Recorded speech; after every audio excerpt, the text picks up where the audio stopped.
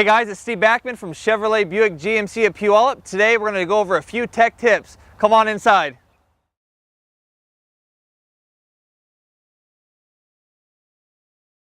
Hey guys, today we're going to talk about Apple CarPlay and Android Auto. I'm going to demonstrate how to use Apple CarPlay. So this projection icon will turn into your Apple CarPlay or your Android Auto icon. So you can use any USB in the car. I like to use this one and I'll show you why.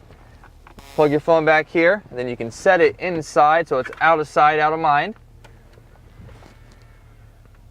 Close the screen and then you see what generates there.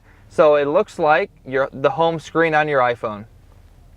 Something that I love about this feature is that you can control everything by voice. So you can actually have Siri call or send text messages for you. Watch this. Make a phone call. Who would you like to call? Chevrolet Buick GMC of Puyallup.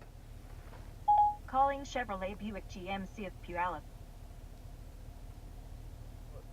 So as you guys can see, certain apps will generate to your home screen here. So you can use any map that's on your phone.